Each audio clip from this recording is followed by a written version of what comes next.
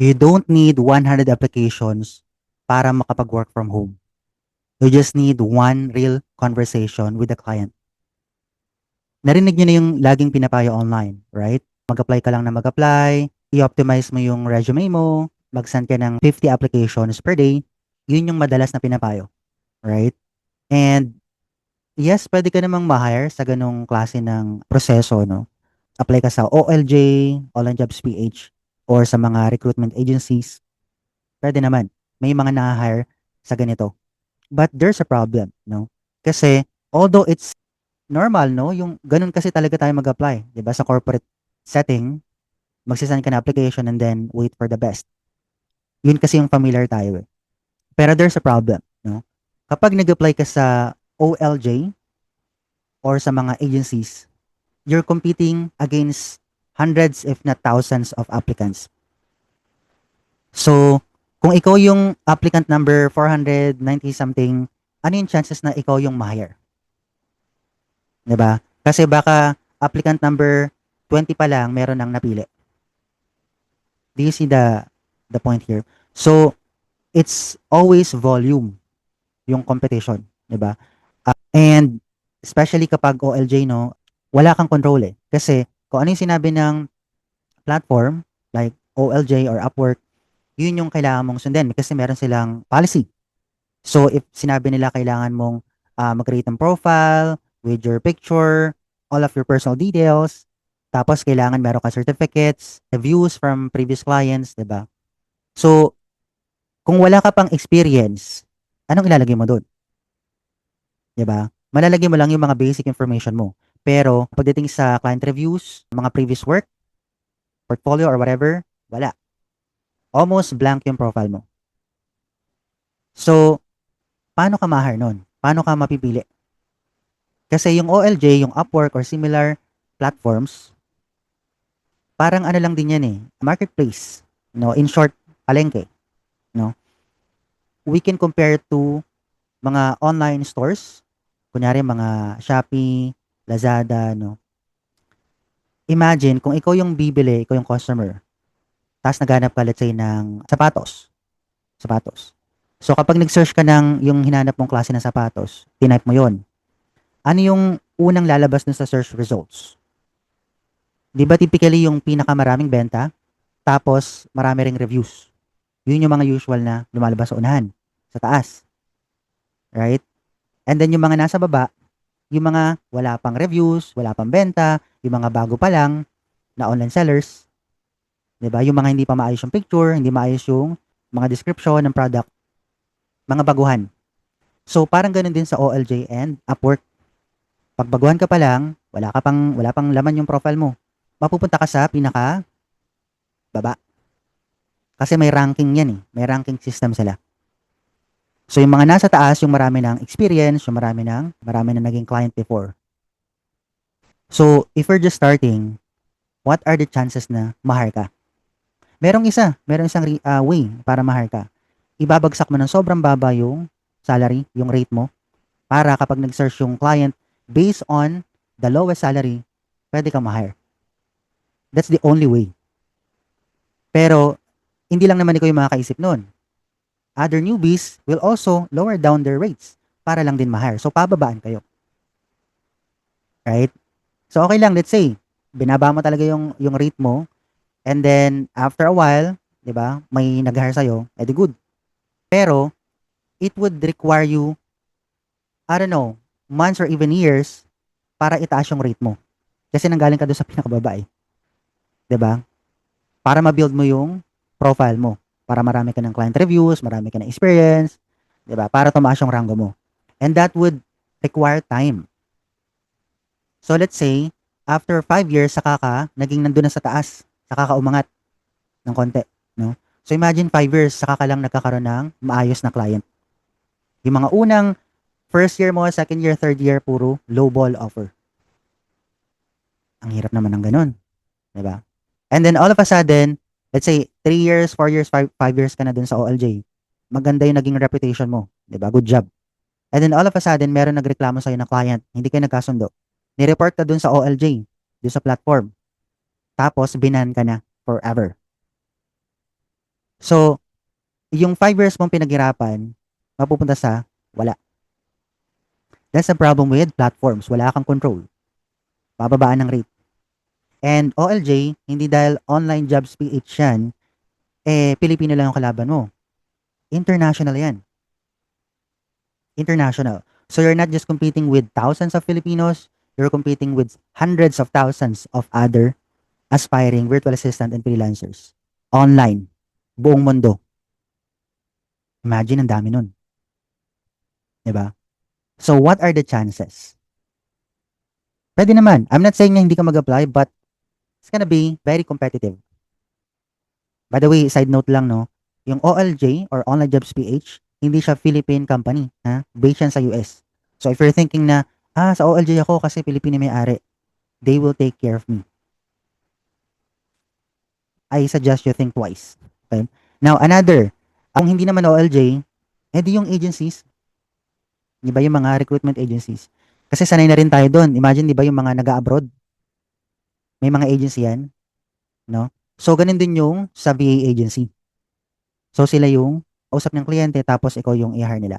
Now, okay din naman kasi meron silang maayos na proseso. Organized naman yung application process nila. Pag nag-apply ka sa agencies. Now, the problem naman is, dahil agency sila, marami silang nare-receive na application on a daily basis. Hindi nila kayang interviewin lahat. Hindi lahat ma-hire. Like siguro, 95% of the applicants hindi yan ma-hire. Rejected. Kasi, una yung mga exam, 'di ba? Tapos yung iba't ibang klaseng requirement like mag-submit ka ng cover letter, ng resume, portfolio, or even yung intro video, 'di ba? Yung i-record mo yung sarili mo to explain what you do, yung mga skills mo and all. Tapos may mga required na kailangan na tool na dapat alam mo na, right? Tapos syempre yung interview, series of interviews, hindi lang isa, hindi lang dalawa, even more. Tapos minsan yung interview, pang Miss Universe pa raw, 'di ba? Sabi nila. So imagine, ang dami mong pagdadaanan. Hindi dahil trip lang nila. Okay, hindi lang dahil gusto ka nilang pahirapan, but ganun talaga eh. Kasi imagine if, let's say, they are receiving 100 applications per day. Actually, konti pa yung 100, but let's say 100, no? Tapos, let's say sa opisina nila, yung mga recruiter or mga HR, siguro sabihin natin, 5 sila dun sa office. So, 5 lang sila maghahati-hati dun sa 100 applicants na yun. Not to mention yung mga previous applicants pa, follow-ups and all. So, ang dami nun. Kung lahat yun i-interview nila, 'di ba? Baka puro sila OT, hindi pa tapos yung work nila for the day.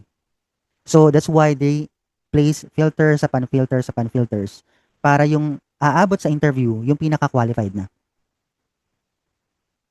Alright? So, if you're just starting and you're competing with hundreds of other applicants, 'di ba? Pang applicant number 400 something ka na. Kailan ka aabot dun sa interview? 'Di ba? Yun ay kung umabot ka. Right? And then kapag umabot ka, dahil pahirapan yung mga questions, I don't know, rejected? Yun yung lagi natin nakikita, 'di ba? And then, let's say, sinuwerte ka, natanggap ka, no? Out of those other applicants, hundreds of applicants. The good job, congratulations. Now, the problem naman is, since hindi ko yung kausap ng kliyente, 'di ba? Yung agency yung kausap, wala kang say. Sa salary mo, wala kang say. Sa schedule mo, wala kang say. Kung kailan ka mag-vacation leave, wala kang say. Yung workload mo, yung klase ng trabaho na gagawin mo araw-araw, wala kang say. Lahat yan dadaan sa agency. And even yung mismong trabaho mo, yung agency magde-decide. So kahit na-hire ka na, pag wala pang client na naghahanap ng kagaya mo, pending ka muna. May mga ganun, guys. So may mga nakausap na ako na natanggap na raw sila pero hindi pa sila nag-start. They have to wait. Pag may client na kailangan sila. Yung iba naghihintay ng 1 month, 2 months, or even more. May nakausap pa nga ako 6 months or more pa bago sila nag-start. So, really depends on the agency. At ang pinakamalaking challenge no sa agency is, since yung salary wala kang say, so kahit na nagbabayad yung client ng 50,000 para sa trabaho na ino-offer mo, di ba? Na ginagawa mo for them. Ang take home mo lang talaga is, I don't know, 25 or even less. You can research this Check nyo na lang. Kasi, laging may cut yung agency. And sabi nila, either 30%, 40%, 50% yung cut ng agency. At hindi pwedeng wala silang cut kasi may binabayaran silang bills. Yung opisina nila, salary ng mga recruiter, ng mga HR, 'di ba? And many other expenses. So, kung hindi nila ibabawas sa salary mo, saan nila kukunin? Paano magra-run yung business nila, yung agency nila? Right? Again, I'm not saying na huwag kayong mag-apply sa agencies or sa Upwork. I'm just saying yun na ito yung reality. So, ang ending, you're competing with a lot of other applicants. So, napakababa ng chances na matanggap ka. Pag natanggap ka naman, wala ka rin control. Mababurnout ka, tapos yung salary mo, kalahati na lang, diba? So, ang hirap naman ng ganun. Now, what if meron palang much better way? Mas simple, less complicated, diba? Na hindi mo pa na-try. Kasi baka pwede namang direkta ng kausap yung client. Wala nang platform na nasa gitna na sasabi ng mga policy, mga requirements, or wala nang agency na magde-decide ng lahat tungkol sa trabaho mo. So why not look for direct clients? Yan yung tinuturo ko sa ating community. How to get direct clients para walang middleman. Kasi root cause of this problem, yung problema sa OLJ, problema sa agencies, is merong middleman. So kung pwede natin tanggalin yung middleman, di ba? At kayo na lang mag-usap ng kliyente, ikaw ito yung kliyente, mag-usap kayo, wag nang dumaan sa agency, wag nang dumaan sa platform, edi mas simple. Right? So, pag walang middleman, walang filters, walang send your resume and wait for the best, di ba? Kasi you're talking to the decision maker mismo. And wag kayong matakot na direct client sila, mahirap silang kausap. No, it's actually the opposite. Mas madali silang kausap. You will be surprised, mas mabait, mas simple silang kausap kaysa sa HR. Kasi hindi to corporate guys ha. Sa corporate kasi, yung mga empleyado ilan? Thousands of employees, hundreds of employees. Sa ginagawa natin sa freelancing, sa pag-VA, as AI manager, usually mga small teams lang. So, mga small business owners. So, yung team nila, meron silang, I don't know, 5, 10, 20 na tauhan. Marami na nga yung 20. So, dahil konti lang yung team members, madaling kausap yung kliyente. Walang managers in between. Pag meron kang kailangan, sabihin mo. Pag gusto mong mag-increase ng salary, pag-usapan nyo. 'Di ba? Wala kang ibang pagdadaan ng middleman. At kapag kailangan nila ng pag-hiring sila, madali silang kausap. Kasi una-una, wala naman silang HR training. Hindi sila nag-training ng paano ba mag-hire. So, wala silang mga pang Miss Universe na question. Hindi ka nila pahirapan. All they care about is, kaya mo bang gawin yung trabaho? Kasi most clients, they don't hire the most skilled. They don't really care about your credentials or kung maganda yung resume mo, they don't really care. All they care about is, can you do the job? So, if you have the skills na, meron ka namang background doon. So, mas malaki yung chances mo. At dahil hindi naman lahat naghahanap ng direct client, mas konti yung kalaban mo. Mas konti yung competition mo. Diba? And if you're using the strategy that I'm using, mas malaki yung chances mo na ma-hire. Diba? Kasi kapag meron kang, kapag direct client yung strategy mo, yung ginagawa natin, mas may control ka sa workload mo, sa rate mo, sa salary mo, sa schedule mo, diba? Sa time mo. That is why, when I started sa pag-freelancing, sa pag-VA, direct client talaga yung strategy ko. Now, I understand na most people takot kausapin yung kliyente kasi they're afraid of rejection or hindi nila alam yung sasabihin sa client, no? They're thinking na kailangan expert muna ako o kaya kailangan ko ng perfect na portfolio, but that's hardly the case. Let me give an example, no? Kunyari, ako yung client, no? Kunyari ako yung client.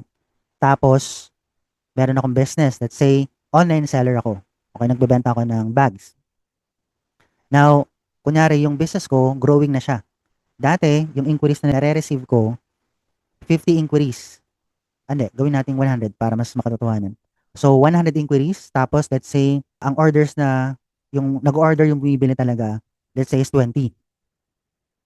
And then, biglang ang dami ng inquiries, ang dami ng orders, Kung dati 100 inquiries lang, ngayon 1,000 na. So tumaas, no? Lumalaki yung business. From 100 inquiries to 1,000 inquiries.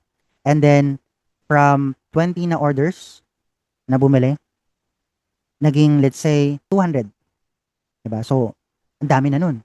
So kung dati, ang operation ko as a business owner, as the client, no? Ako lang sa isang VA, ngayon hindi ko na kaya. Hindi na namin kaya yung operations. Kasi sobrang dami nang nag-inquire, sobrang dami nang nag-order. So, I need to hire someone to help us. Taga-sagot ng inquiries, taga-process ng orders, taga-follow up ng, taga-track ng delivery, and so on. So, do you think na in this situation na hiring ako kasi kailangan ko na, urgently, tingin mo pahirapan pa kita na, kunyari ikaw yung applicant, you need to undergo this difficult exam, have certificates, or tatanungin kita ng mga pang Miss Universe na questions? No. Dahil nagmamadali ako, kailangan ko na kasi maraming namimiss na orders, kailangan ko na ng tauhan, additional na tauhan. I will just ask you, kaya mo bang gawin yung trabaho? Kahit papaano ba may background ka pagsagot ng inquiries? Diba? So, kahit basic lang yung alam mo, kahit basic tools lang or skills, pwede na. So, depende lang talaga yan sa strategy mo. So, yun yung tinuturo ko sa ating community. Paano magkaroon ng direct client? Ano yung sasabihin sa direct client? Saan sila hanapin? That's my shortcut. Work from home shortcut. So, dahil shortcut na siya, iba yung positioning, iba yung communication, diba? Iba yung strategy. You need to understand your business. And yun yung tinuturo ko. Okay? So, if you want to learn this shortcut na hindi alam ng marami, then I suggest you click the link below or watch the next video. Alright? I'll see you inside.